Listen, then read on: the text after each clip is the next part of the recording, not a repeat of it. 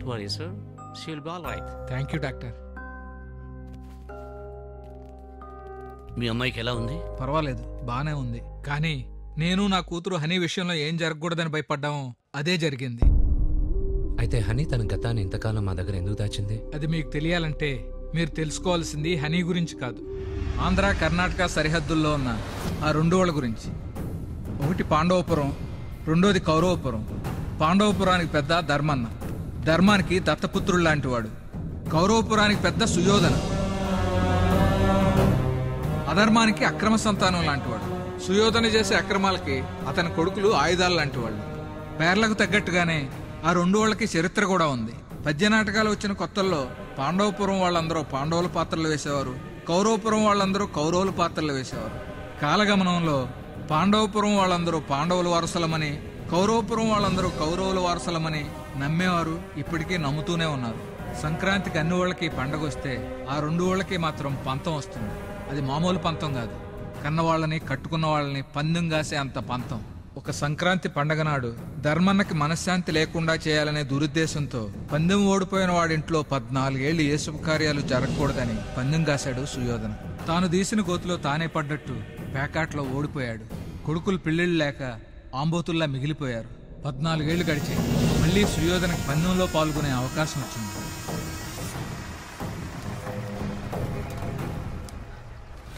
14 సంవత్సరాల తర్వాత పందానికి వచ్చారు. మీ పందెం ఏంటో చెప్పండి.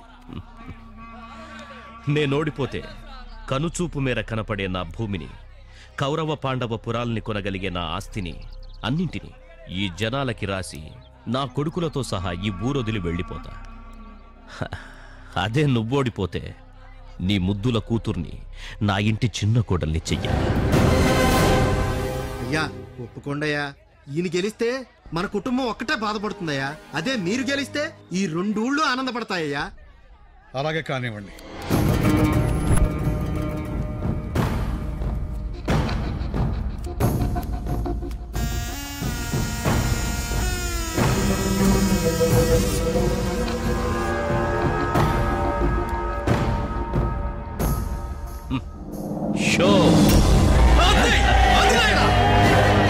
ముహూర్తం పెట్టుకొని వస్తా.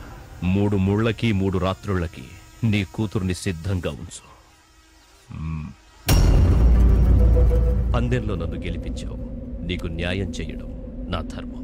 వస్తా.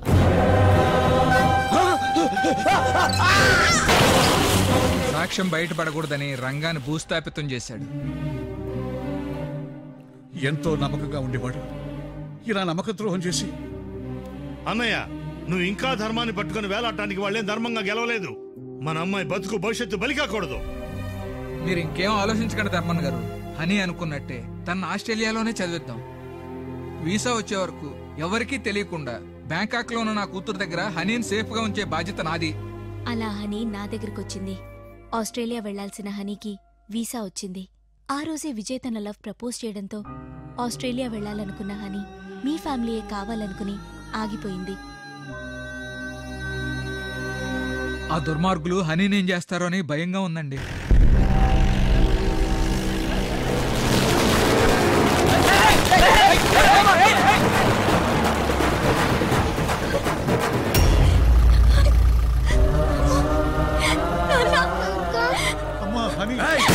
పోయినసారి మేము పందెం గెలిస్తే పిల్ల పారిపోయిందని అడ్డమైన నాటకాలు ఆడారు. ఇక్కడ నుంచి మీ పిల్ల మా ఇంట్లోనే ఉంటుంది. పెళ్లికి వచ్చి అక్షింతలు వేసి 2 మెతుకులు తినిపోండ్రా. పండ్లు పోనీయండ్రా.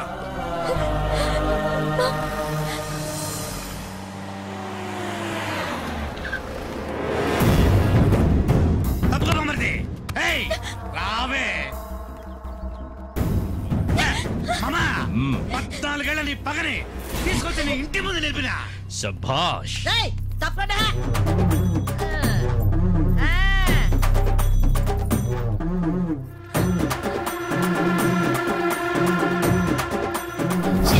మంచం సిద్ధంగా ఉంది, రాయే. ఎంత తెలిసినా నీ కళ్ళలో నీళ్ళే ఉంటాయి తప్ప నేను కాపాడడానికి ఎవరు రారు.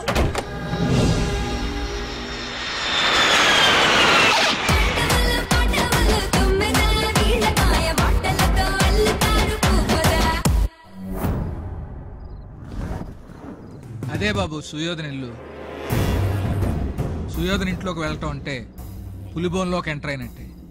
ఆ ఇంట్లో ఉండేది మనుషులు కాదు, రాక్షసులు. వాళ్ళు ఎవరైనా సరే, ఎంత డేంజర్ అయినా సరే, మేము హనీని తీసుకువెళ్ళడానికి వచ్చాం, తీసుకునే వెళ్తాం. అది కాదు బాబు. మీరు మాకు హెల్ప్ చేయగలరా లేదా? సరే, ఈ రాత్రికే మన సత్తిగాడి వాటర్ ట్యాంక్ ద్వారా మీ అందరూ లోపలికి వెళ్ళి ఏర్పాటు చేస్తాం. రాము, తొందరగా నోట్ చేయి. రే రండిరా. ఏందన్నా? మంచి సీన్ చూపిస్తా. కొత్త స్వామి సరసాలు.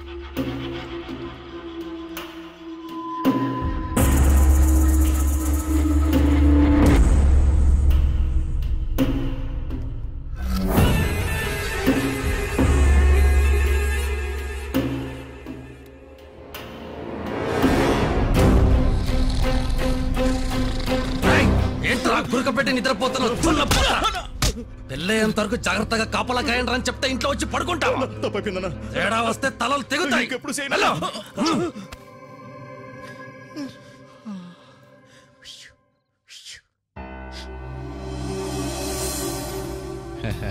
కౌరవపురం పరుపు గట్టిదనాన్ని చూపించి నీ అరుపు పాండవపురానికి వినిపిద్దామని వచ్చానే నా ముద్దుల హని. ఏందే బెట్టు చేస్తుండా? పట్టుకున్నది కాబోయే పెనుటే కదా, ఆయన హత్తుకోవాల్సింది పోయి అట్లా అరుస్తావెందుకు? తెలుసా చెప్పాలి.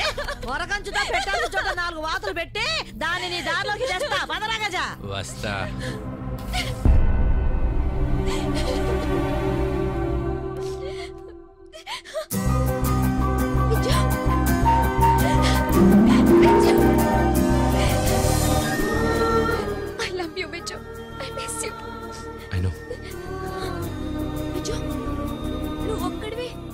అందరం కలిసి వచ్చాం హని. నేను తీసుకెళ్దామని వచ్చి. నువ్వేం భయపడక్కర్లేదు హని, నీకు మేమంతా ఉన్నాం. నా భయం నా గురించి కాదు, నా తల్లిదండ్రుల గురించి. మళ్ళా నువ్వు తప్పించుకుపోతే మేము నీకోసం దేవులాడు. గల్లంతైన మీ అమ్మా నాయనల శవాల కోసం నువ్వే దేవులాడుకుంటూ వస్తావు. నా ప్రేమ కోసం నా తల్లిదండ్రుల్ని చంపుకోలేను. శభాష్, చాలా గొప్పగా చెప్పావమ్మా. నాకు నా తల్లిదండ్రుల తర్వాతే నా ప్రేమ అన్నావు. వెంటనే నీ తల్లిదండ్రులను కలిసి వీళ్ళందరికీ బుద్ధి చెప్పి నేను తీసుకెళ్తాను. వెళ్ళిపోండి. అమ్మా, బ్యాంకాక్ నుంచి నేరుగా ఏడకే వచ్చేసినారా? దొరికారు. మిమ్మల్ని అందరినీ క్వారీలుగా పెడతా మామా.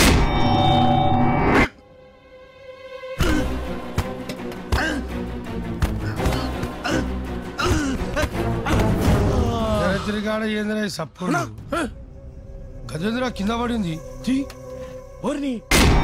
సొట్టపడానా? అరే మనకెందుకు రా బాను, వాళ్ళు వచ్చి మొక్కేదేగా, తీసి చూడరుగా, తిప్పి పెట్టు. నా తెలిస్తే మన గదులు వలుగుతాయి. అరే ఎంత చెప్పినా అయినా రాయుడు, ఫుల్ గా తాగడం, కాలి బట్ట లెక్క కింద పడడం. రక్తం వస్తుందనా? రానున్న అజ్ఞాతవాస కాలంలో ఈ శాపం నీకు వరంగా పరిణమిస్తుంది. గడువు పూర్తి కాగానే నీ రూపాన్ని నీవు తిరిగి పొందుతావు. అమరేంద్రుల ఆశీర్వాదం. కన్న ప్రేమ కంటే నీ ప్రేమే గొప్పది బాబు. నిజంగా నా కూతురు అదృష్టవంతురాలు. కానీ నా కూతురికి మీ ఇంటి కోడలయ్యే అదృష్టం లేదు. మేము ఒప్పుకున్నా పందెం ప్రకారం హనీని వాళ్ళ కోడలు చేయకపోతే రెండూళ్ళు ఒప్పుకోవు. ఫలితం అనుభవించక తప్ప. ధర్మన్న గారు, మీరు మాట తప్పడానికి కారణం వాళ్ళు ధర్మం తప్పడమే కదా. కైక రాముణ్ణి అడవికి పంపమని వరం అడగడం రూలు ప్రకారం రైటే, కానీ న్యాయమా? కౌరవులు పాండవుని జోదంలో ఓడించి అడవులకు పంపించారు, రూలు ప్రకారం రైటే, కానీ ధర్మమా? ధర్మన్న గారు, మీరు పేకాటలో ఓడితే మీ కూతుర్ని వాళ్ళ ఇంటి కోడల్ని చేస్తా అన్నారు, రూలు ప్రకారం రైటే, కానీ వాడు మోసం చేసి గెలిచారు కదా. అంకిల్, హనీతో జీవితాన్ని పంచుకోవాలనుకున్నాను. తన కష్టాలను కూడా పంచుకుంటాను. నా హనీని నేను తెచ్చుకుంటా. సుయోధనింటి నుంచి హనీని తీసుకురావడం అసాధ్యం. సంకల్పం ఉంటే అసాధ్యం సుసాధ్యం చేసుకోవచ్చు. టక్కుటమార గజకర్ణ గోకర్ణ మాయలు చేసి సామదాన భేద దండోపాయంలో ఏదో ఒక ఉపాయం చేసి మార్చి మతి తప్పించి గతి తప్పించి మమ్మల్ని అందరినీ ఒకటిగా చేసిన హనీని ఒక్క రక్త బొట్టు కూడా కింద పడకుండా వాళ్ళు మీకు అప్పగించేలా చేసి మా కొడలుగా చేసుకుంటాం. ఇంతకీ ప్లాన్ ఏంటి పాపా? కాగల కార్యం గంధర్వులు తీర్చినట్టు అవసరమైతే జ్యోత కౌశలంతో మురిపిస్తూ కాలక్షేపం చేస్తా. బృహన్నల నామధారినై విరాట నగరంలోని అంతఃపుర కాంతలకు ఆటపాటలు నేర్పుతాను. వలలుడనే పేర వంటలవాడినై విరాటుని పాఠశాలలో చేరుతాను. ఈ నిర్ణయం ఏమిటి నకులా? రామగ్రంథి అనే పేరుతో అశ్వపాలకుడినే మెరుగుతాను. మరి నీ మాట ఏమిటి? నేను సైరంధ్రినై అంతఃపుర కాంతలను అలంకరిస్తూ గడువు చెల్లిస్తాను. గడువు తీరేలోగా మనలో ఏ ఒక్కరం బయటపడినా మళ్ళీ 12 సంవత్సరాలు అరణ్యవాసం చెయ్యాలి. అందరూ ఈ మాటనే మనసులో పెట్టుకుని మరీ మెరగండి. మురారి గారు, ఆ సుయోధరికి ఎవరైనా మిత్రులు ఉన్నారా? ఒకే ఒక్కడున్నాడు, బురుడీ జమీందార్. రేపు వాళ్ళ ఇంట్లో కాల్ మీ కుకు. ఓహో, దాన్ని మార్చడానికేనమ్మా ఇక్కడ తీసుకొచ్చాను. డాడీ, ఈ సారీ క్యారీ చేయలేకపోతున్నా. I want my shorts right now. అమ్మో, నీకు తెలియదే, ఈ ఇంట్లో పంతాలకు పోయి పనికి మాలిన పెళ్లి కాని 3 ఆంబూతులు ఉన్నారమ్మా. వాళ్ళు నిన్ను చూస్తే ఏం చేస్తారు?